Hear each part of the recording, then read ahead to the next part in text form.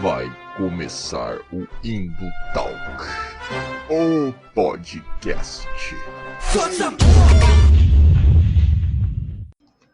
E fala galera das Interwebs, @Valdirzeira aqui novamente, né? Começando mais um vídeo, mais um Indo Talk desse podcast maroto, maneiríssimo, né?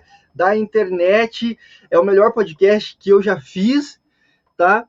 É o Indo Talk. Isso eu posso confirmar para você. Indo Talk começando, você já deve ter lido o título aí em algum lugar aí, né? Porque se você deu play, você já deve ter lido o título e a thumbnail desse vídeo, né? Ou se você está no Spotify, né? Deezer, Google Podcast, deve ter lido o título antes de dar o play, né? Não sei se você às vezes dá o play aleatório, assim, né? Coisas. Tava ouvindo, vamos ouvir esse também. Enfim, tô enrolando aqui. O que eu quero dizer? Hoje nós vamos falar de um assunto espinhoso. Cara, espinhoso mesmo esse assunto aqui. Polêmico, né? Afinal, se não fosse polêmico, nem falaria aqui nesse podcast, porque assuntos não polêmicos não me interessam. Mas hoje a gente vai falar sobre meios de comunicação, a gente vai falar sobre a mídia manipuladora, Globo golpista, é sobre tudo isso que a gente vai falar. Mas não vamos falar da maneira que todo mundo fala isso, né? Porque a gente tenta ser meio hipster aqui também, tá? A gente não gosta de falar as coisas que tá todo mundo falando. Vamos falar de uma maneira diferente. Um assunto que deu uma esfriada nos últimos tempos, porque muita coisa aconteceu no Brasil, né, cara? Essa temporada está insana, mas um assunto que deve sempre estar em pauta aqui é democratização da mídia. Um assunto importantíssimo, um assunto que é debatido no Brasil, cara, desde sempre, desde que tem mídia nesse país, desde que tem meio de comunicação, esse assunto está sendo debatido, né? E muita gente torce o nariz, muita gente acha que é censura, muita gente acha que querem nos calar. Mas não é isso, cara. Democratização das mídias, como o próprio nome já diz, é democratizar, tornar ela menos oligopólio, né, dessas grandes famílias, né, dos meios de comunicação aí. Mas, cara, como você já deve saber, se você acompanha aqui, eu não tenho propriedade nenhuma para falar de nada, né? Minha formação aqui é zero, eu não tenho currículo Lattes para falar das coisas, entendeu? Eu fui reprovado no CNPq para cadastrar o meu Lattes, entendeu? Então eu trago convidados, eu trago pessoas que podem falar as coisas aqui, né? E eu trouxe uma amiga minha aqui de longa data já, tá? E ela vai ter propriedade para falar e ela vai falar, vou chamar ela aqui agora. Fala, Esther! Aí, Juninho, propriedade só de conhecimento, né? Que de mídia eu não tenho. Isso aí, propriedade do assunto, né? Não dos meios de produção. Isso aí. Esther, eu gosto de começar deixando a convidada, no caso, se apresentar para nossa audiência aí, né? Explicar por que tem mais capacidade do que eu. Tudo bem que, né? Ter mais capacidade do que eu, né? Não é uma métrica muito grande, né? Não é uma régua muito boa para se balizar. Mas quem é você? O que você estuda? O que você pesquisa, né? Por que você pode estar conversando aqui com a gente hoje, né? Beleza. Bom, espero corresponder a essa expectativa, né? De saber um pouquinho mais aí do que você. Bom, gente, eu sou jornalista e na caminhada como graduanda de jornalismo, eu acabei me inquietando ali com essa temática, né? Porque no mundo idealizado, romantizado da teoria do jornalismo, a gente defende que o jornalismo é um dos principais instrumentos, né, por meio da liberdade de imprensa, para a democracia.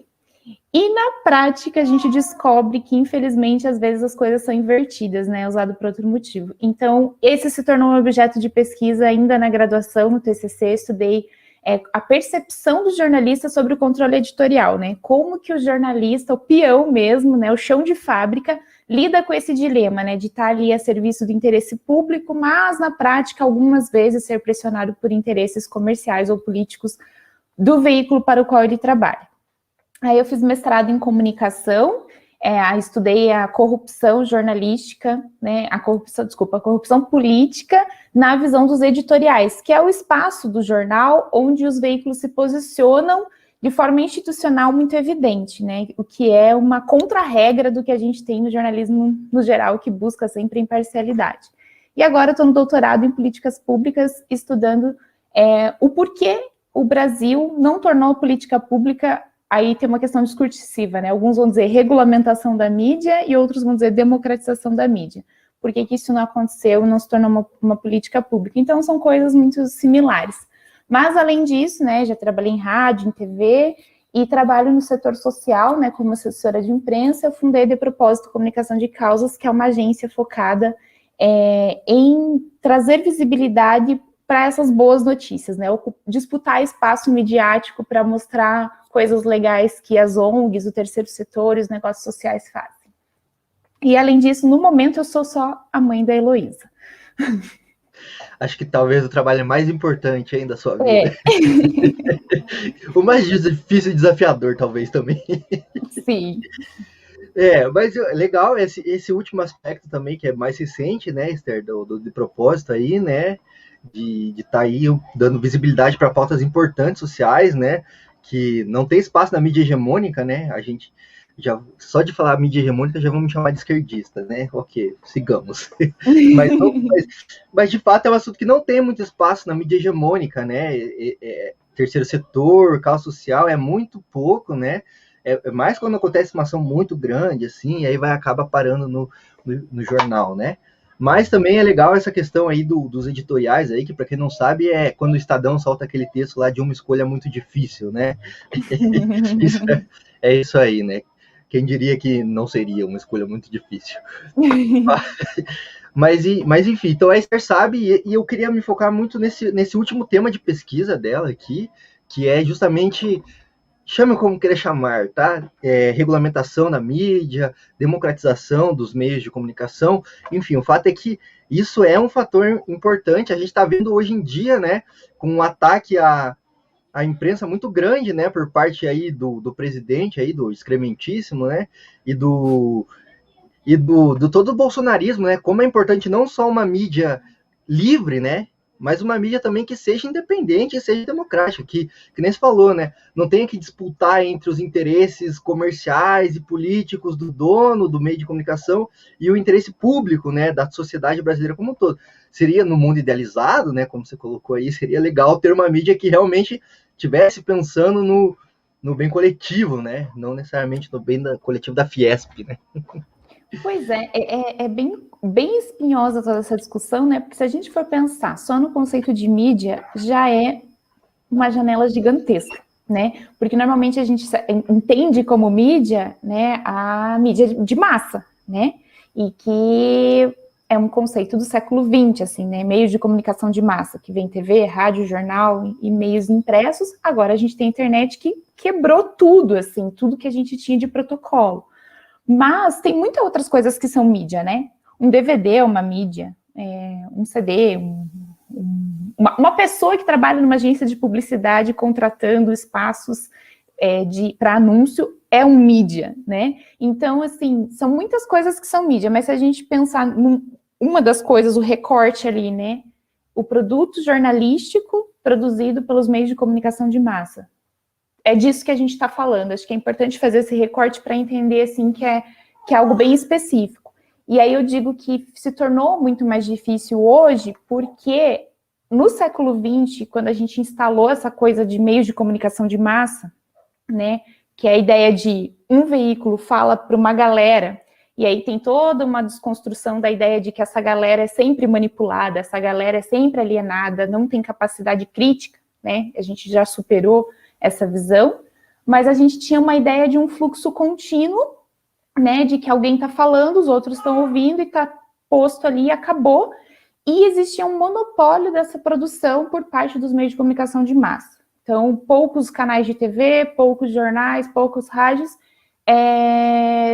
disputavam o lugar do emissor da ideia. Agora está aqui você, né, com seu podcast, você é um produtor do meio de comunicação de massa, olha aí. Né, tá aqui qualquer pessoa, inclusive Valdirzeira, pode produzir conteúdo nesse ambiente digital. Então, a gente tem um ganho muito grande, de certa forma, né, pela questão da deliberação pública, do debate público, as pessoas podem participar muito mais, elas têm voz, elas se posicionam, não são apenas os ricos, né, porque são os ricos que são donos dos meios de comunicação de massa tradicionais, que vão ter esse espaço de voz. Por outro lado, a gente tem algo muito sensível, que é a questão da responsabilidade, aí, por isso também é importante falar de democratização e de regulamentação. Responsabilidade sobre o que se produz, né? E aí é só olhar as fake news como o principal exemplo do perigo que a gente corre, né? Então, hoje, a principal preocupação não é só essas grandes mídias, né? Mas o que está circulando por aí, a galera não tem letramento, ou seja, não tem educação midiática para discernir. Puxa, o que o Bonner falou está aqui num patamar, né? Tem alguns protocolos que ele segue, tem algumas rotinas profissionais são seguidas, né? Para que aquela informação vire notícia e seja manchete no Jornal Nacional. E aqui tem o que a Esther publicou no Instagram, no Twitter dela. É outra dimensão. Então, acho que é importante lembrar disso para saber que nesse emaranhado chamado mídia tem muitas variáveis para a gente considerar e que acho que no momento, no século XXI, o principal fator é esse. Todo mundo é um potencial produtor de conteúdo. Não, legal. Você comentou aí da mídia na publicidade, né? Na publicidade a gente está vendo esse movimento também, né? De tipo, o consumidor ele não é só o consumidor, ele também produz conteúdo sobre marcas, sobre coisas. Então todo mundo é produtor de conteúdo no final das contas, né? Mas também tem essa questão de que, tipo, apesar de todo mundo poder, o controle disso ainda é muito localizado, né? O Instagram é o Zuckerberg, entendeu? E a galera dele, tá ligado? E aí, quem que eles vão zucar, entendeu? Eles podem deixar o tiozão lá que posta que cloroquina funciona, entendeu? E bloquear outra pessoa, entendeu? Que tá combatendo justamente isso. Então, mesmo que hoje em dia esteja mais pulverizada a questão da produção, ainda existe o controle, né, Esther? Eu acho que queria colocar isso para mostrar que eu sou inteligente também. Uma metáfora ruim que eu uso, eu digo que é ruim porque ela é violenta e ela é de guerra, mas eu tenho que achar outra para para substituir. Mas eu costumo dizer assim que ocupar os espaços de mídia tradicional é dar um tiro de canhão.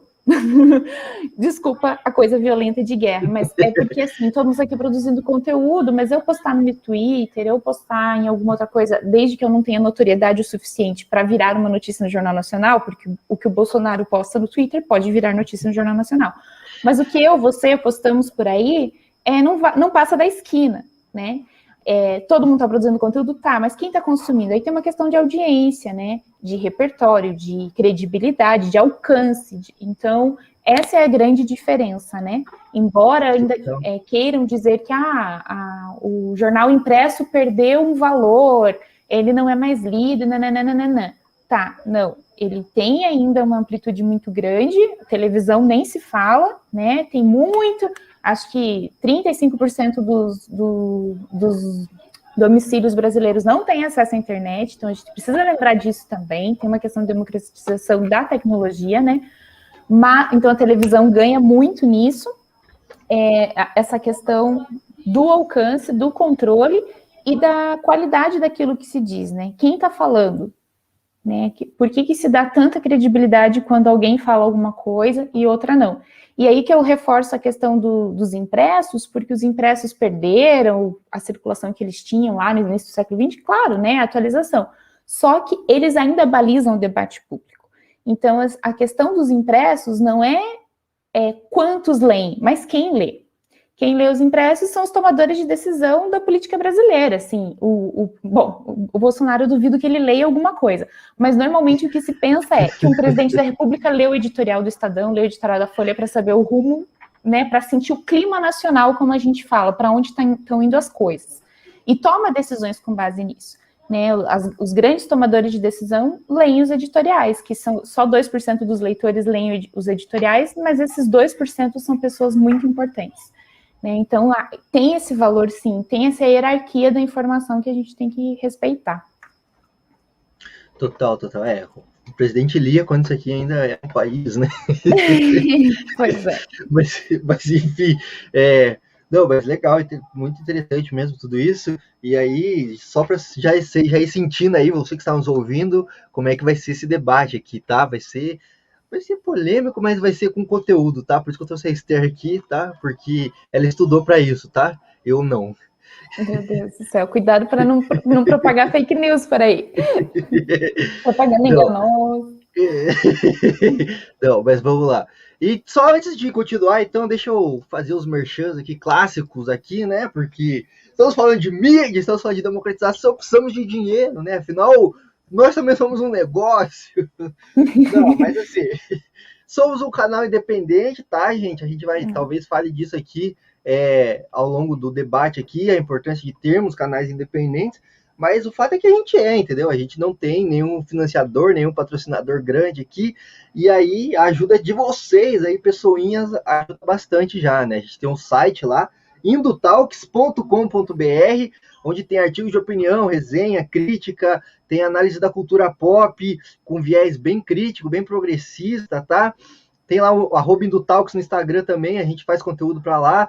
Tô fazendo umas lives por lá, tô tentando fazer lives, né? E esse conteúdo, todos os outros estão aqui no YouTube, mas também estão no Spotify, Deezer, Google Podcast, onde você escuta agregadores de feed aí, onde você agrega seu feed de podcast, nós estamos lá, tá? Então é isso. Já, se você tá no YouTube, já deixa like, já compartilha, já se inscreve no canal. E depois procura nosso site aí, nosso Instagram, tem Twitter também, mas segue a gente nas redes sociais para dar uma força, uma moral, porque a gente está começando e a gente precisa de um gás legal aqui, tá? E quando eu falo a gente, é eu, porque basicamente eu toco tudo aqui. Então, mas é isso. Tirei esses negócios da frente aqui, né? Porque é isso, tem que fazer, né? Não adianta. Mas vamos pro papo. Esther, a gente aqui é meio geek, é meio nerd, tá? Então muita gente pode achar meio chato esse papo. Então eu trouxe aqui Desculpa aí, pessoal. né? Porque foi-se o tempo que nerd era sinônimo de alguém que estudava e era inteligente, né? Hoje é só alguém que lê quadrinhos e assiste filme de super-herói e acha que é inteligente. Desculpa a minha audiência, mas é isso aí, tá ligado? O filme da Marvel não deixa você mais inteligente que ninguém, não, tá? Nem assistir Rick e Morty. Tem que estudar, não adianta. Então, mas para ajudar essa galera que não tem muita noção desse debate, assim, eu trouxe um caso paradigmático para a gente entender a importância disso, falar de regulamentação na mídia, democratização na mídia, né? Falar do canal Loading, né, que deu muita polêmica aí, porque foi encerrado, né? Afinal de contas, como se encerra um canal, né? Acho que essa geração nunca viu a morte de um canal, né? Talvez seja a primeira morte de canal que essa geração tá vendo, né? Mas o que é a Loading, para quem não tá ligado? A Loading é um canal de TV aberta que surgiu ali em dezembro de 2020. E era focado justamente no mesmo nicho que nós aqui, entendeu? Então era cultura pop, games, esportes, nerdice no geral e tudo mais, né? E aí a ideia era surfar nessa hype aí, que Marvel, DC e todo mundo trouxe aí pra cultura pop, né? E falar nerdice, né? Trazer um conteúdo focado no nerd. Então, anime. Era legal que tinha umas paradas remasterizadas, antigonas, assim, então Jaspion, tinha os Power Rangers antigos, era legal, assim, a Loading, tá? Na superfície era uma parada legal. Mas o intuito era aproveitar isso, né, e eles contrataram também muito influencer, né, aí de youtuber que falava disso e tudo mais. Só que com a mesma velocidade que isso surgiu, isso também acabou, a emissora foi embora, né? Tanto que não deu um ano, assim, em 27 de maio de 2021, o canal demitiu todo mundo e fechou as portas, assim, apagou a luz e beleza, brigadão, pessoal, e é isso, vai cada um para sua casa, né? E a principal alegação de desistência para fechar o canal era que a Calunga, que era a principal patrocinadora, tinha desistido da ideia, né? Tipo, vamos parar de financiar um canal aqui, não vou mais veicular anúncio, e os caras falaram que a conta não fechava, tinha que mandar todo mundo embora, e do nada acabou o canal. Foi bem isso, assim. Parece alguém que abre um canal no YouTube, assim, tipo, vamos começar, vamos. E aí desisti da ideia, não vamos ter uma TV mais. Mas qual que é o problema disso? Isso, cara, escancara um monte de absurdo, assim, do nosso sistema de distribuição de meio de comunicação, né? Eu vejo assim, né? Porque, vamos entrar nas polêmicas já então aqui. No começo não, né? Ali na metade do começo do ano, desse ano, 2021, teve muita polêmica envolvendo censura dentro da Loading. E aí o que era? Tinha uma equipe de jornalismo dentro da Loading, né? E aí eles foram fazer uma série de matérias, assim. E aí os editores, né, a galera que mandava lá, falou, cara, muito legal o material que vocês fizeram, mas não vamos veicular, entendeu? Não dá para falar disso aqui no canal, não é de bom tom, não pega bem com nossos patrocinadores. E a galera ficou de cara, ficou putaço, assim. E aí eu queria entender com a Esther, que já trabalhou em TV, em rádio, se isso é uma parada que acontece, assim, dentro das coisas, porque eu sei que existe o tipo de... Não é necessariamente uma censura, né? Mas o editor dizer, tipo, cara, essa matéria não está legal, não vai rolar, entendeu? Publicar. Ou porque falta fonte, ou porque tá ruim mesmo, tem que refazer. Mas existe isso de, tipo, cara, esse assunto você não pode falar porque o patrocinador não vai gostar e aí não vai rolar de falar, né? E aí, não sei se a Esther pode se comprometer com isso, né? Mas. Não, adoro, né? Adoro. Ninguém vai querer mesmo que eu trabalhe em lugar nenhum, porque eu já falei de todo mundo. É o seguinte, eu na minha humilde monografia, acabei dando um nome para isso, um pouco disso que você está falando, sabe? Porque a gente fala muito de censura e tem aquela figura da ditadura, né? Que vai chegar um cara, vai proibir, vai publicar em branco. E a coisa não é bem assim, ela é bem mais velada, né? E na minha experiência pessoal e daquilo que eu coletei de informação, não foi entrevistando, porque foi um questionário, né?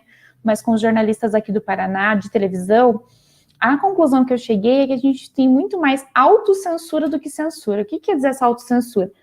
Que a coisa tá ali tácita, tá implícita, né? Então você tá ali na redação, você sabe quem é o dono da TV, pelo menos no ambiente regional, né? Ah, quem é o dono da TV aqui em Curitiba, no Paraná e tal. Ah, ele pertence a qual grupo político? Porque pertence, né? Na maior parte dos casos. Para pensar aqui, né? A gente tem aqui SBT, Band, Record, né? Que é RIC, Rede Massa. Qual é o nome do governador do Paraná? Carlos Alberto Massa.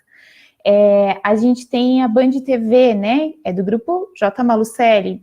Dá um Google aí, quais são as empresas do Joel Malucelli. É só televisão? É só... ele comprou CBN e Band News. Por que ele tem duas rádios concorrentes? Sem falar, né, que tem um monte de coisas ligadas a empreiteiras, obras públicas, licitações, desculpa, estou só supondo coisas. Mas, assim, se você for olhar os donos das principais emissoras de TV aqui de Curitiba, você vai perceber que eles não são só donos proprietários de meios de comunicação. Ou seja, eles não são, quase nunca são jornalistas que, assim como um advogado tem um escritório de advocacia, sou jornalista e tenho uma TV. Não é empresário de alguma coisa, de muitas outras coisas, que também tem uma televisão. Porque isso é poder, né? É instrumento de poder a informação. Então, se você começa a pensar isso, o jornalista sabe disso quando ele trabalha nesse local. E ele faz conexões simples, né? Ah, o dono da emissora foi acusado aqui de um esquema de corrupção. Por que isso vai virar notícia aqui se ele é o dono da emissora? É um pouco contraditório.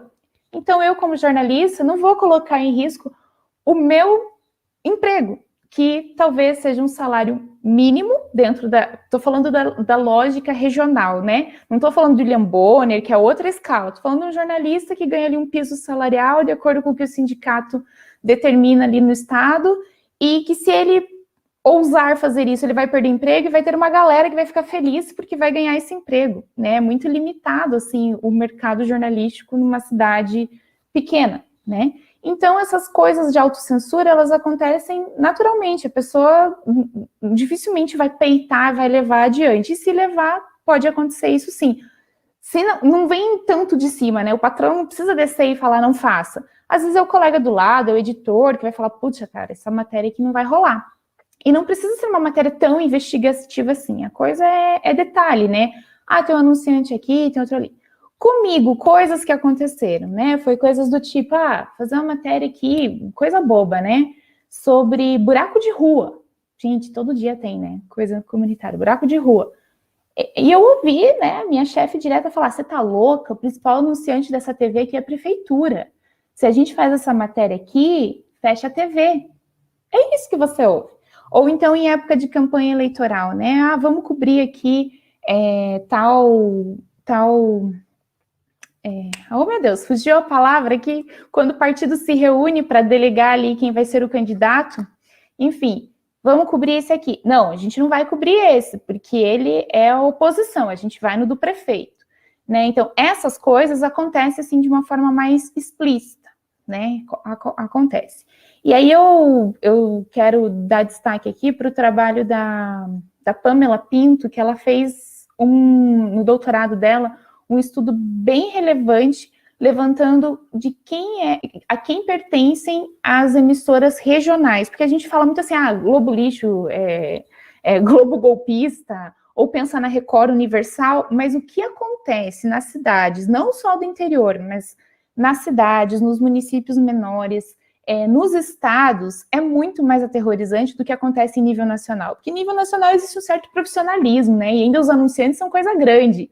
No nível regional, é tudo tão mais escasso, disputado, uma coisa um pouco coronelista, assim, né?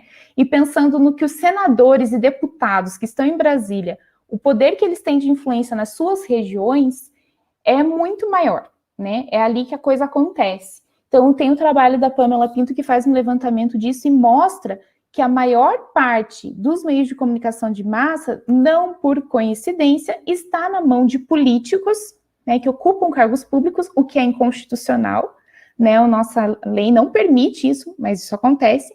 E quando não está diretamente no nome deles, está de algum familiar ou de alguma pessoa muito próxima. Então, por isso que eu falei dessa relação, né? A gente tem aqui a praça do SBT no Paraná, né, pertence ao governador, né, ou o pai dele. Então, é uma relação muito próxima para a gente dizer que não vai ter influência nenhuma. Então, nessas condições é que a gente questiona em que nível a gente pode considerar que aquele conteúdo está sendo democrático, quando a gente tem uma figura ocupando, né, o poder executivo estadual e tendo uma emissora, um jornal ou outros meios de comunicação em suas mãos. É esse tipo de relação, né, que é muito delicada e deve ser questionado. Excelente análise, porque a gente vê aí a Record, né, passando um panaço pro presidente, assim, né, Band entrevistando direto o presidente, mas a gente não vê problemas locais aqui, né? E é interessante, eu tava pensando aqui, agora eu vou devagar, tá? Eu divago às vezes. Mas eu tava pensando que, assim, a gente é muito xenofóbico, principalmente aqui no Sul, vai. Tipo, a gente fala assim, tem práticas políticas que acontecem no Brasil inteiro de séculos, mas quando elas estão localizadas no Nordeste, quando a gente olha pro recorte nordestino, é o coronelismo, né? Então... Pensa logo no Sarney, dono das emissoras.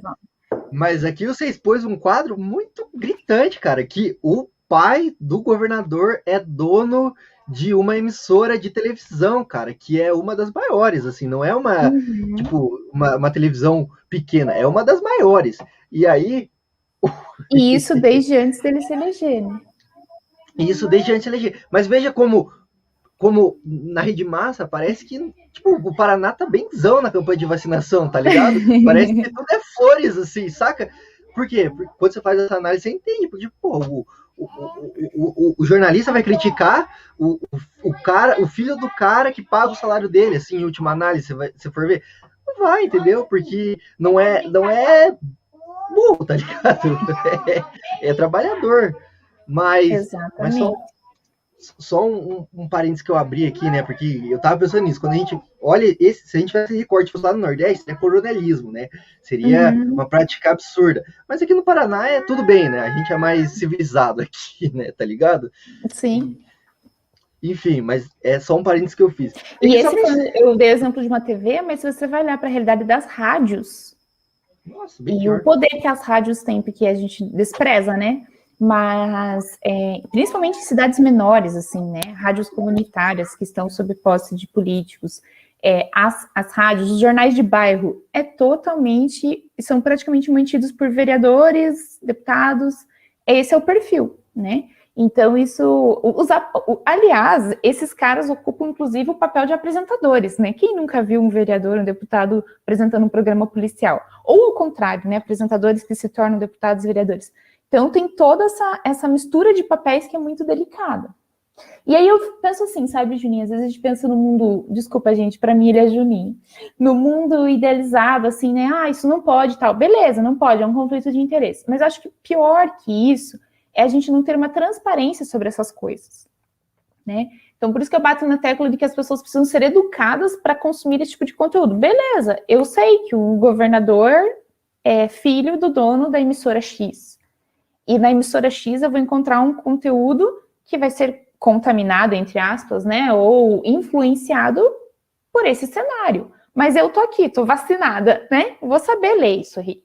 Mas na maior parte dos casos a gente não tem essa transparência. A gente tem um discurso que é mercadológico dos meios de comunicação, que se vendem como imparciais, estão acima disso, são éticos, que é uma coisa que recorre ao ideal, à teoria do jornalismo, né? Que é um processo de autolegitimação. O tempo todo ele está se legitimando como defensor da sociedade, o quarto poder, liberdade de imprensa, nananana, mas e na prática? Né? Era melhor que... Ó, gente, esse é patrocínio da minha filha, não sei se estão ouvindo, chorando.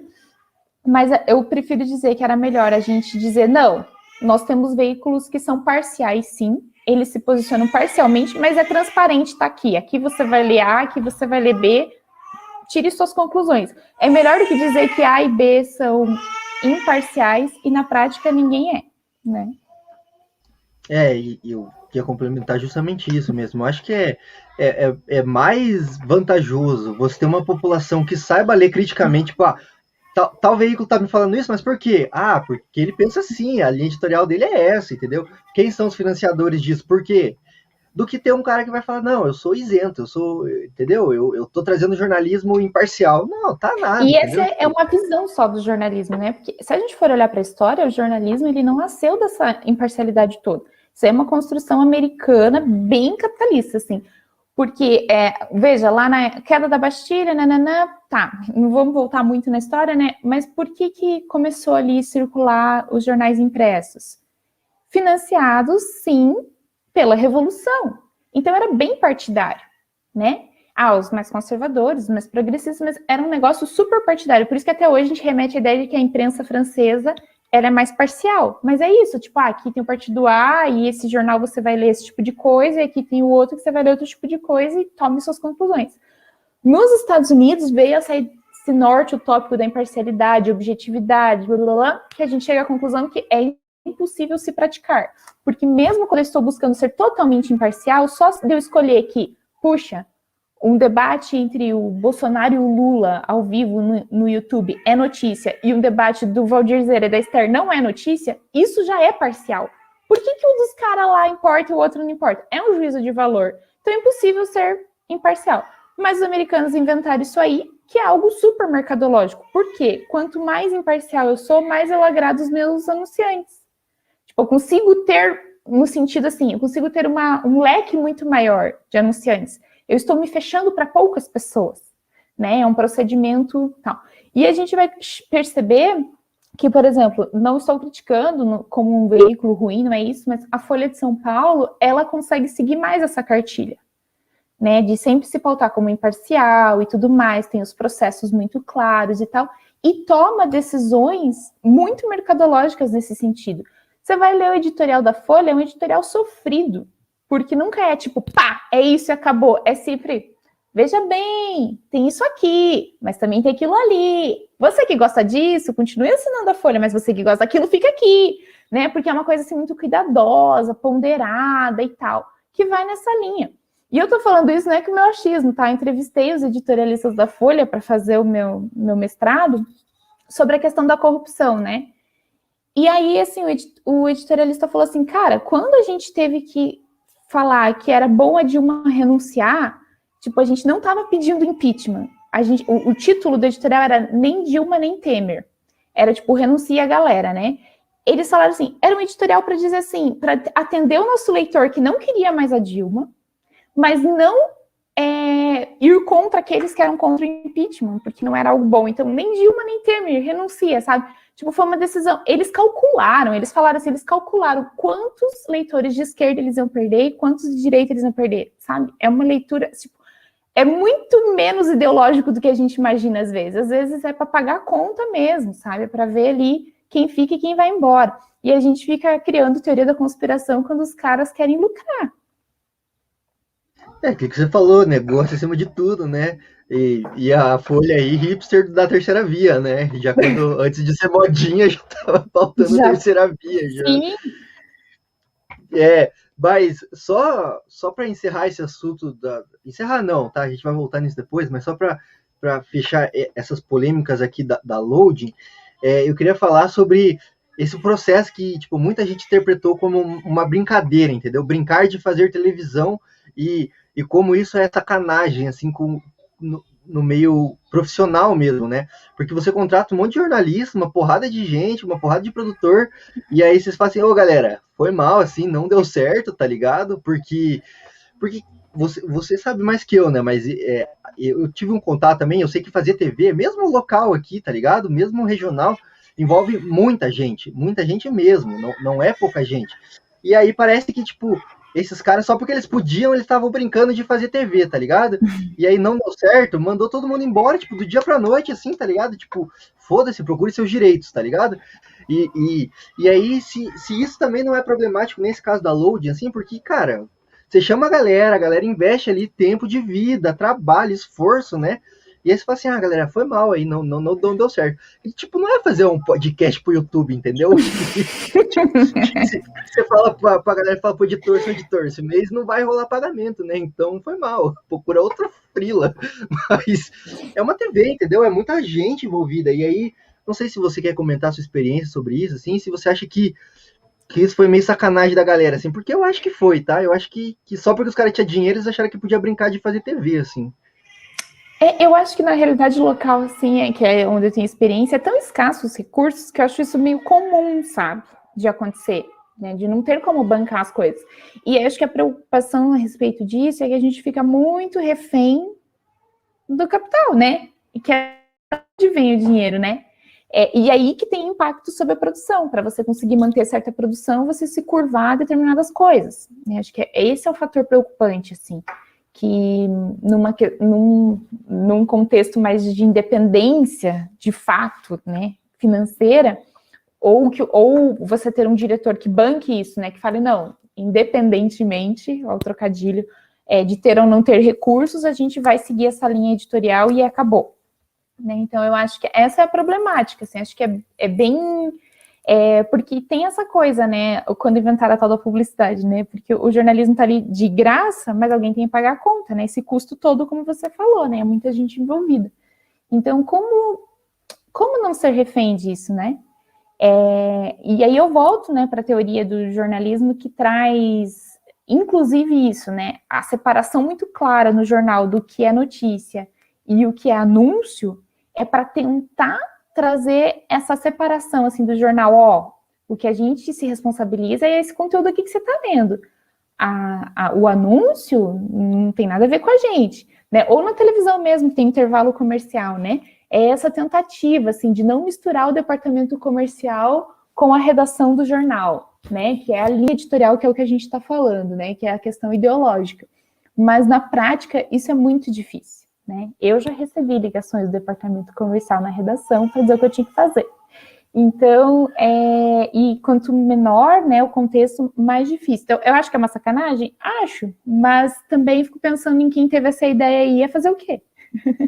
Alguém tem que pagar a conta. É caro, né? É caro fazer uma TV, com certeza. De qualidade, então, pior ainda. Respeitando os direitos trabalhistas, mais ainda. Que também, às vezes, é meio raridade, né? Respeitando os direitos exatamente. Colocar o cara para ter tripla jornada, dirigir, filmar e ser repórter, até dá. Né? Mas eu acho legal que vocês escancaram um problema. Assim, eu trabalhei mais em área publicitária, né? Porque é a minha formação, assim. Então, a Agência Nacional de Publicidade, né? Tem regras, entendeu? Que tipo, você não pode veicular uma propaganda como se fosse uma notícia. Você tem que ter um informe dizendo que é uma propaganda. Mas o informe é ridículo, entendeu? É tipo uma barrinha aqui em cima da notícia falando que isso é uma publicidade. Cumprimos o protocolo. Entendeu? Tipo, mas vocês ainda têm o conselho, né? E os jornalistas que não têm conselho? Tem naquelas, né? Tem naquelas também. Esse é outro problema, né? Que também daria um papo enorme aqui, né? Mas eu queria só entrar, então, e agora você escancarou o problema que eu queria entrar de vez, assim, que é o problema de quem paga a conta, tá ligado? E quem pode ter essa conta para pagar também, né? Porque não é qualquer um que... Tipo, eu não posso chegar lá e quero abrir uma TV, entendeu? Quero abrir uma rádio. Não é assim que funciona também, né? Mas, assim, o problema maior que eu tô falando aqui tem um nome, é concessão, né? Eu acho assim, né? Que é a concessão. Porque rádio e TV não é uma propriedade, tipo, particular, certo? No Brasil funciona assim, mais ou menos, pelo que eu entendi e fui pesquisar. É confuso, tá? Mas é isso aí. Uhum.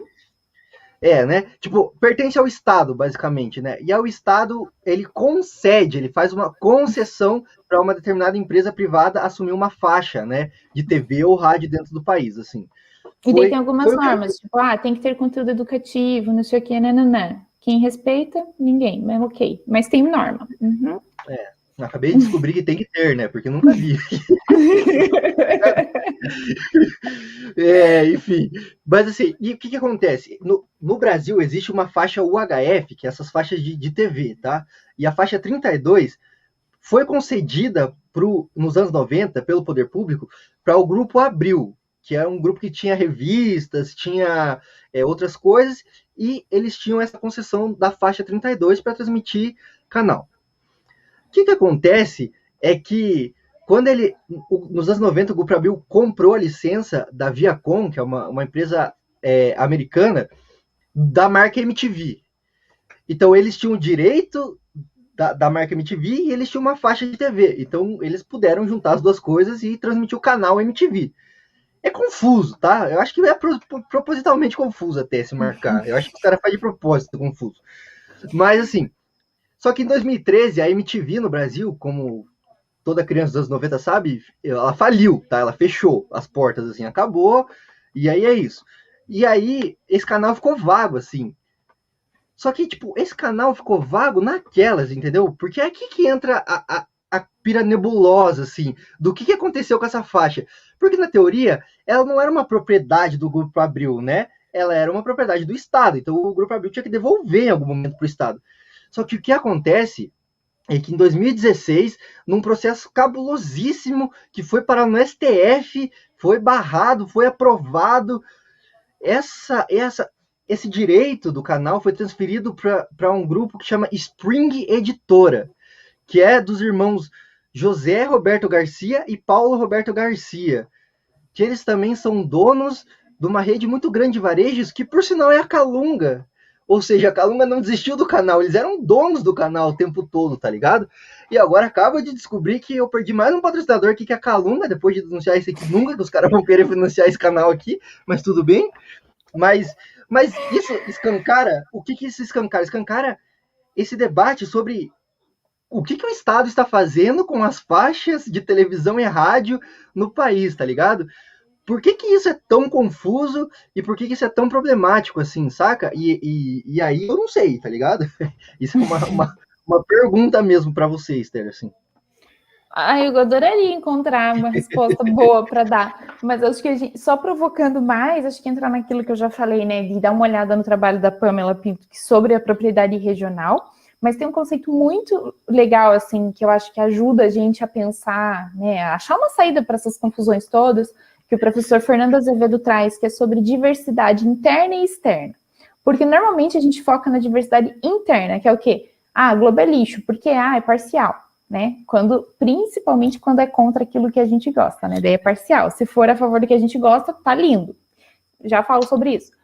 Mas, enfim, normalmente a gente foca assim, acho que é ver dentro do jornal, tipo, eles são imparciais, eles não ficaram nem a favor nem contra ninguém, eles não falaram mal do presidente, nananana. Isso é diversidade interna, né? Ou melhor, tá falando da parcialidade, mas a questão de diversidade no sentido de que ouvimos e tivemos representatividade de todas as classes sociais, raças, credos, regiões, as pessoas se sentiram representadas, então é um conteúdo diverso, plural. Isso normalmente não acontece, né? A gente realmente reclama porque a gente vê que, né, o retrato ali, o recorte é muito branco, é muito rico, é muito elitizado, é muito do Sudeste, inclusive, né? Às vezes a gente só vê Rio de Janeiro na televisão, então falta diversidade interna.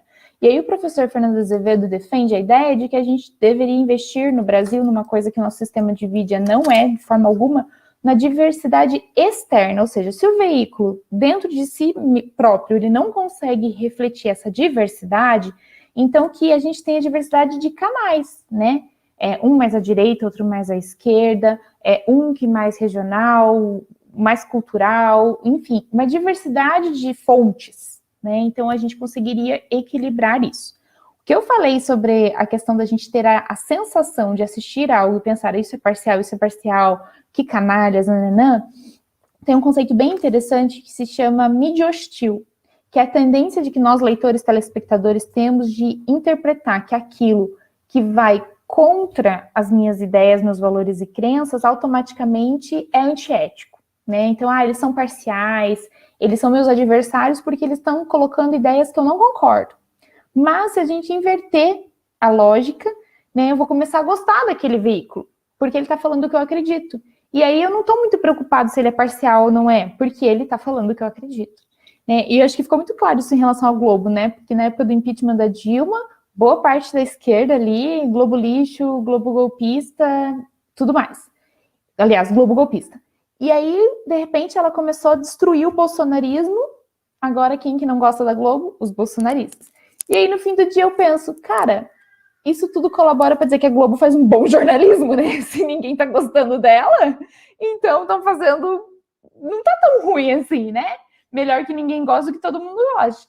Então, essa é um pouco... Não tô dizendo, né, que é perfeita, com certeza tem vários problemas, mas nessa lógica a gente consegue perceber, né, que apontou problemas de grupos opostos, né? Ninguém ficou satisfeito. Então, essa é a ideia de mídia hostil.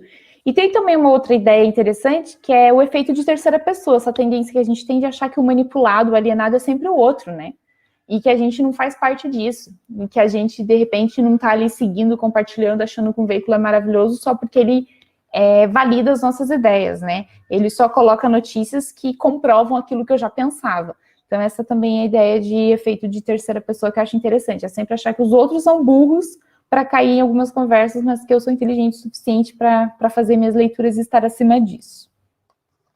E muita gente de esquerda, progressista, até com viés mais crítico, cai nessa, né? Tipo, compartilha a manchete aí, nem lê o bagulho, entendeu? Ou dá like no canal, num vídeo do YouTube, nem viu o vídeo inteiro, entendeu? E aí tá compartilhando, falando, aqui, ó, o Bolsonaro é corrupto, é do mal, não sei o quê. Tipo, tá, cara, cadê suas fontes, cara? Tá ligado? Tipo, porra. Sim. Tá ligado? Mas é bem isso, assim, e também essa questão aí da mídia hostil, né? De, tipo, pra mim, entra na lógica muito bélica, né? E aí que é problemático dentro de uma democracia também, né? Porque, cara, se existe tanta pluralidade, nenhum assunto é preto no branco, assim, dentro da democracia, principalmente em política. Nenhum é, tipo, ou isso ou aquilo, entendeu? Tá ligado? Nada é isso, saca? Nada é ou PT ou Bolsonaro, assim, tá ligado? Tipo, não, se fosse, meu Deus, mas tava bem ruim, assim, tá ligado? E aí entra na lógica que é uma crítica minha, assim, ao papel do jornalista, assim. Parece que ser democrático, assim, é colocar uma pessoa que concorda e uma pessoa que discorda no mesmo recorte, assim, né? No mesmo VT, entendeu? Então, tipo, eu fiz um VT aqui, eu fui imparcial, eu coloquei lá o Zé da esquina, que acha o Bolsonaro muito massa, e eu coloquei também o militante ali de esquerda que detonou o Bolsonaro. Então eu fiz minha parte, eu fui democrático. Não, entendeu? Tá ligado? Não é isso, saca? Tem essa questão também da superficialidade da informação, né? Aí eu acho que é um outro debate, assim, mas que eu senti muito isso pesquisando os editoriais da Folha sobre corrupção, né? Eu estudei 27 anos. Então, teve vários casos nesse período, mas, assim, os mais emblemáticos, né? Collor, o Tribunal do Trabalho de São Paulo, o caso do juiz Nicolau, Mensalão, finalmente Lava Jato, assim, os mais emblemáticos. Pô, você pega 27 anos, você vai olhar os argumentos da Folha, basicamente corrupção, que feio, não vá lá. Precisamos punir, né? Precisamos punir. Como, né? Precisamos combater a corrupção. Como? Então, assim, você vê que um grande balizador do debate brasileiro, né, um dos principais jornais, é um quality paper que a gente chama, né, ou seja, é classe A, não é o jornal do bairro. E aí a argumentação a respeito de um problema que se dizem, né, estrutural, crônico do Brasil, é isso. Ai, que feio, não pode. Isso todo mundo já sabe, mas de onde vem, né? Por que existe? É realmente estrutural? É realmente histórico? Veio dos portugueses? E como é que resolve esse problema, né? Mas a solução, ela deveria ser mais profunda. Então, a gente percebe isso, né? Que a cobertura, aí é uma outra questão, ela é sensacionalista. Né? Nesse sentido, tipo, eu exploro algo negativo, mas o argumento é muito simplório. Né? Não tem uma provocação do leitor, assim, para ir além daquilo, né? E aí, ser democrático é só ouvir os dois lados. Não é. É muito pouco isso, né? Se você for olhar a questão das bases da democracia, é deliberação. A deliberação envolve muito mais, né? Um debate envolve muito mais que duas vozes, né? E dá trabalho também, né? Acho que é isso que muita Dá gente não trabalho. quer também, que dá trabalho, né? Imagina você ter que ouvir uma galera assim pra tomar decisão. Aí Sim, passar.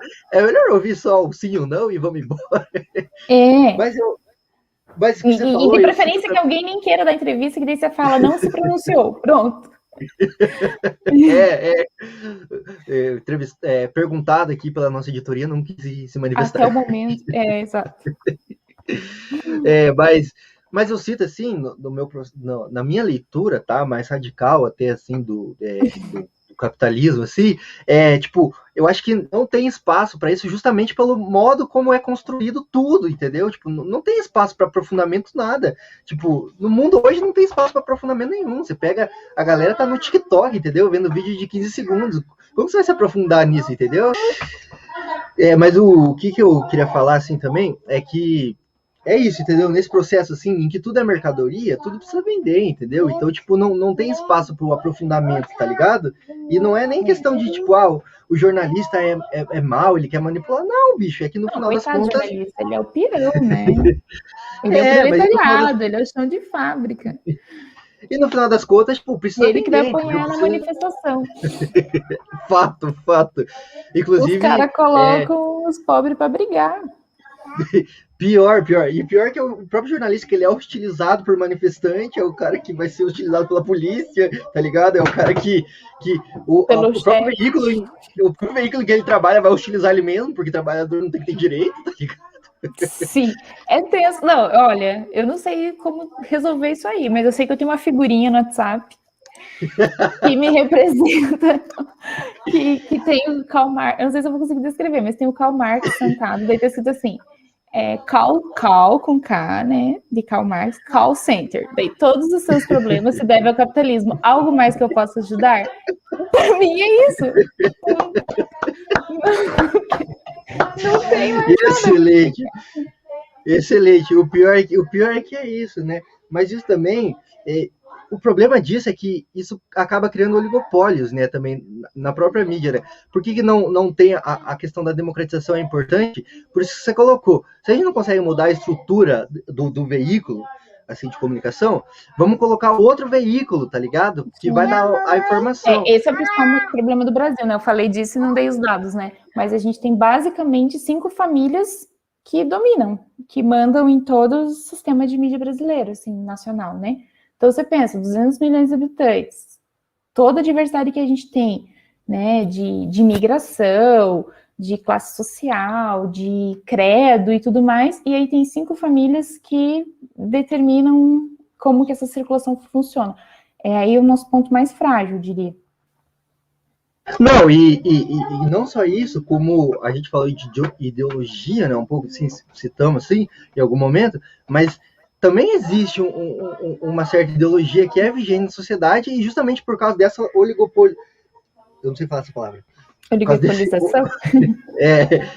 por causa desse oligopólio, ela continua vigente, entendeu? Por exemplo, uma das minhas críticas, assim, não é tanto ao cristianismo, né, tipo, em si, mas se você for zapeando a TV, assim, né, o que você vai ver? Você vai ver a Globo, você vai ver Record, SBT, e uma porrada de canal de igreja, cara, tá ligado? E, tipo, isso é um Daí problema? não é o cristianismo crença, né? É a corporação igreja, né?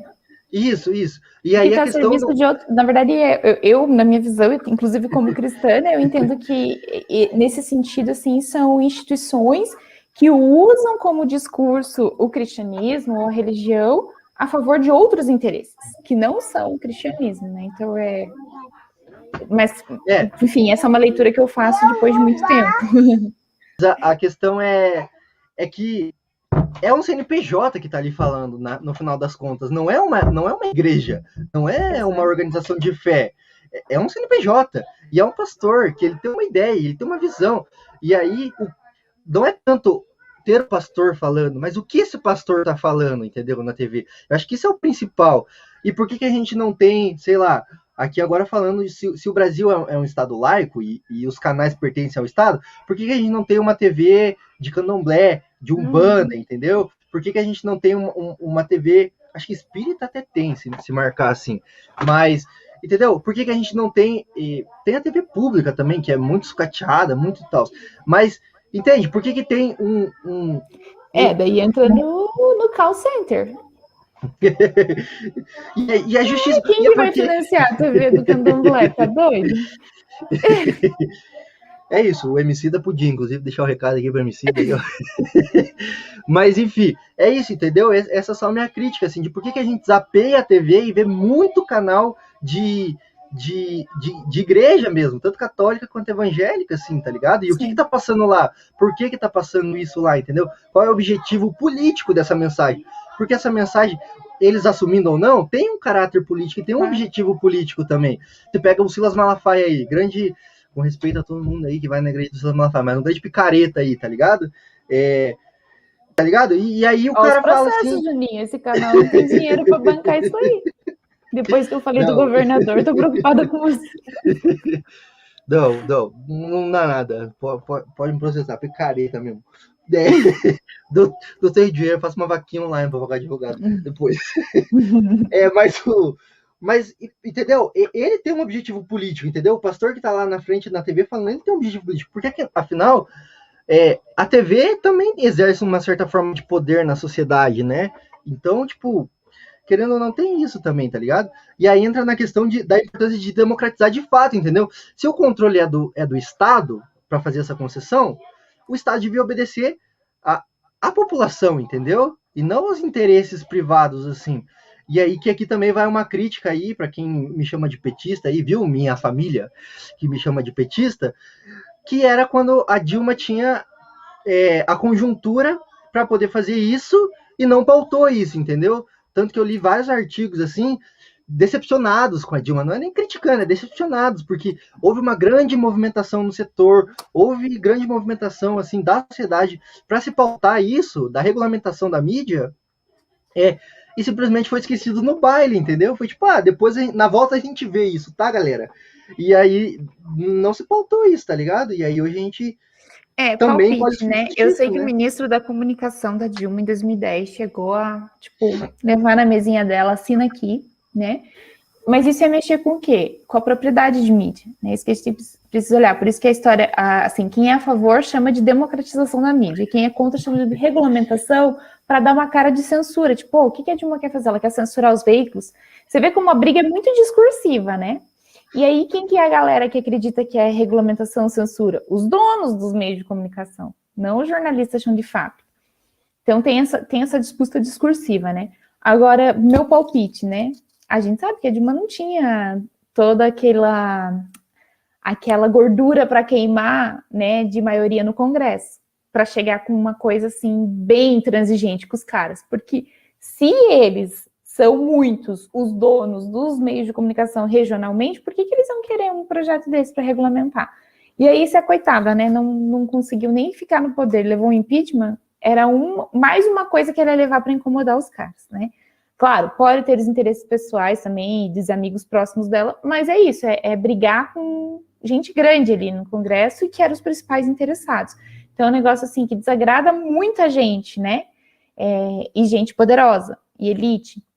E o processo está rolando aí, né, de ação civil pública, de projeto popular, que tenta pegar assinaturas e levar isso adiante, mas a briga é longa. E acho que o principal fator é esse, de não ter clareza do que é censura e do que é regulamentação, né? Do que vai trazer mais pluralidade e não censurar as pessoas. Sim, é legal que você explicou esses termos assim, né? Porque, de fato, né, regulamentação parece muito censura, né? Tipo, eu lembro até de ter visto umas campanhas assim na época, assim, tipo, estão tentando calar a liberdade de imprensa, assim, sendo que era mentira, né? Tipo, tá ligado? Sim. E assim, e a questão que você levanta tem dois pontos, que o primeiro é só deixar o recado aí, que é saber votar, né, no final das contas, assim, que é até uma crítica para galera mais radical, assim, de esquerda, né, a parte eleitoral e tal, beleza, entendeu? Óbvio que num processo a longo prazo, assim, essa democracia talvez não dê conta dos nossos sonhos, assim, tá ligado? E ela precisa ser expandida, mas e as pautas de agora, entendeu? Tá ligado? Tipo, auxílio emergencial, democratização da mídia, entendeu? Tudo isso precisa acontecer agora, entendeu? Porque a gente está vivendo esse período histórico agora, entendeu? E quem pauta isso é um bando de homem velho, branco, de terno lá em Brasília, tá ligado? E por que a gente está deixando esses caras decidirem a nossa vida agora, entendeu? Então, e até para a gente saber disso e escolher, a gente precisa ter acesso a boas fontes, né? E aí veio... entende o porquê, também o como. É complicado, né? A gente pensa assim que os veículos não sei o quê, mas você só tem essa noção por causa disso, né? Que a ideia de a deliberação que a gente tem, né, idealizada lá da Ágora, da Grécia, não existe. A gente não vai para a praça bater papo, né? A gente, no máximo, vai para o Facebook xingar lá um pouco. Mas a deliberação é mediada pelos mídias, no caso. Então, assim, tudo que a gente entende de debate público, de pauta do que é mais importante para o país, passa pelo viés dos meios de comunicação de massa. Né? Então, se eles não tiverem qualidade, a gente vai ter uma visão, no mínimo, distorcida, né? E real. Né?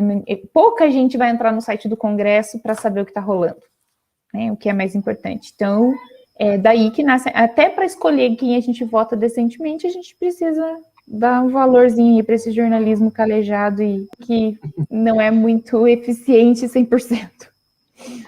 Não, e já entra num outro assunto, né, que eu queria falar aqui também, que é a questão da independência de fato, assim, do jornalista em si, né, porque o jornalista não é essa pessoa também 100% independente, que é também um pouco da visão que a galera tinha de cientista também, né?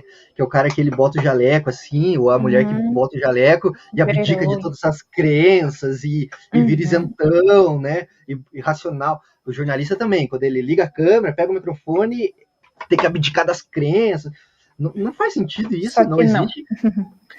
Mas ao mesmo tempo, como você colocou, tipo, o jornalista, para ele fazer um jornalismo sério, ele também não pode ficar refém de editoria, entendeu? Que vai barrar, ele vai falar, cara, não fale mal desse deputado, entendeu? Ele tá financiando nós.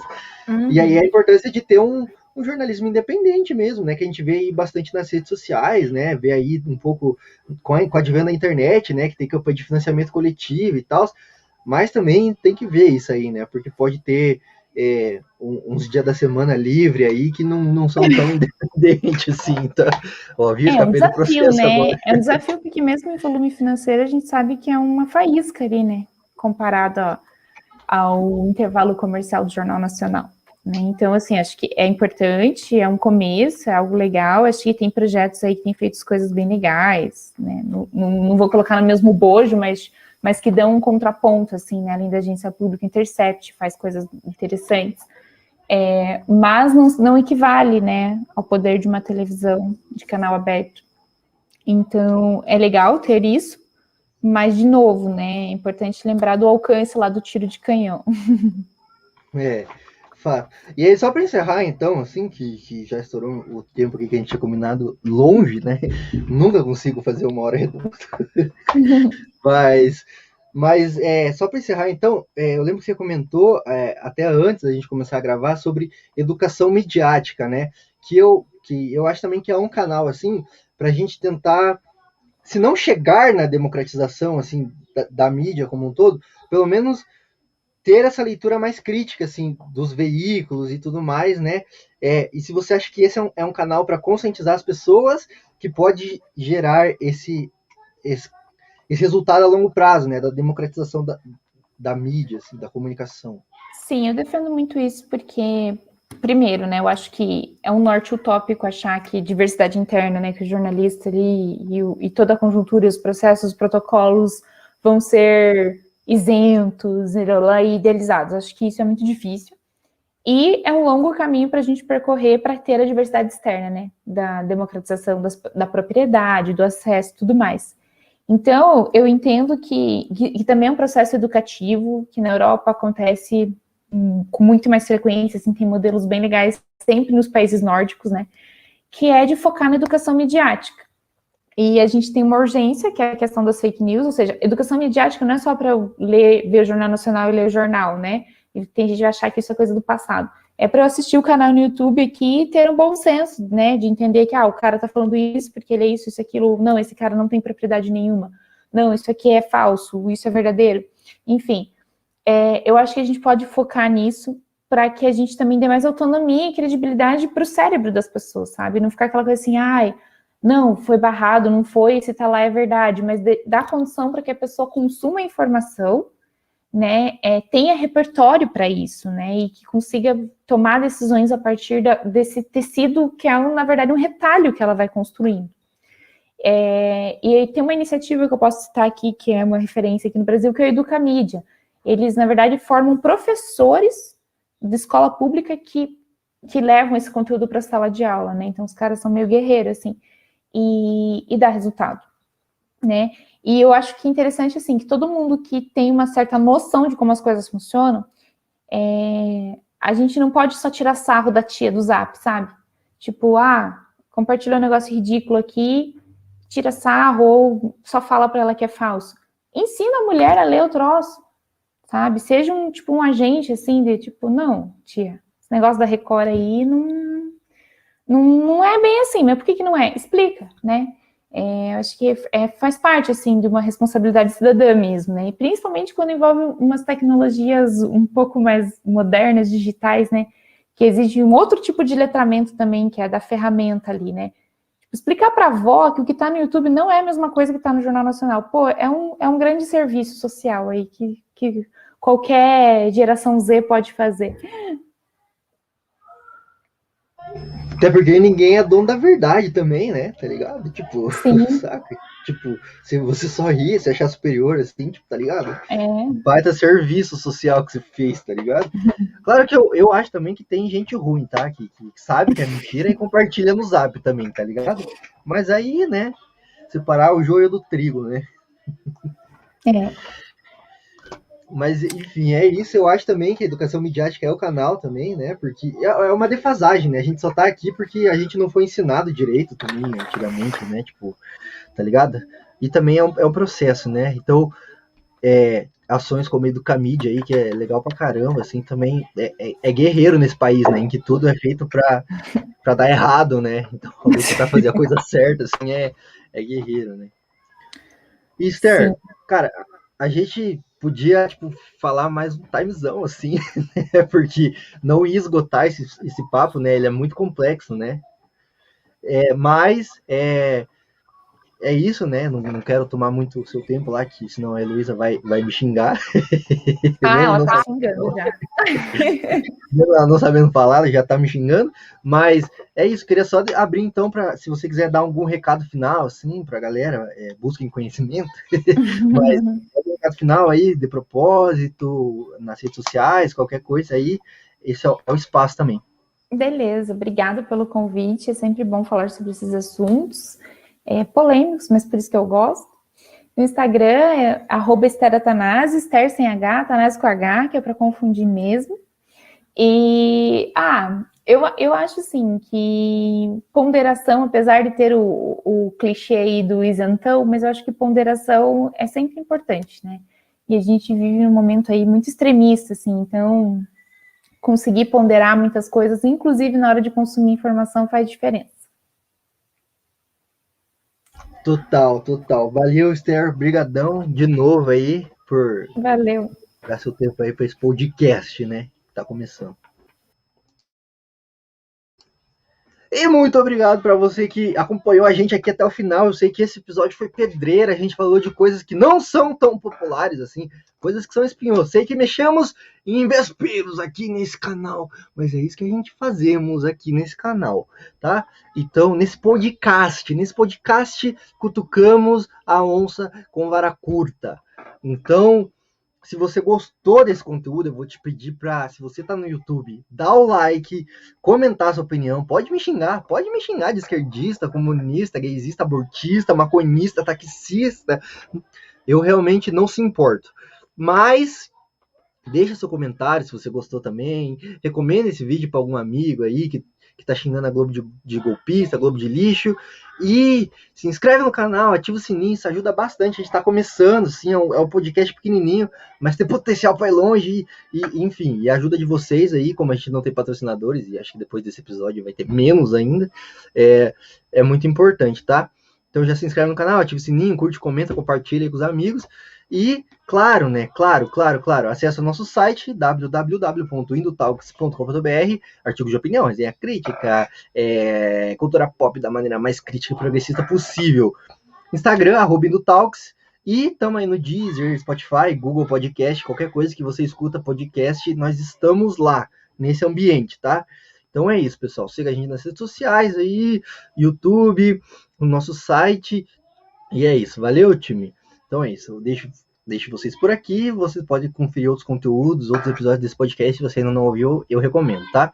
Então é isso. Um abraço e até a próxima!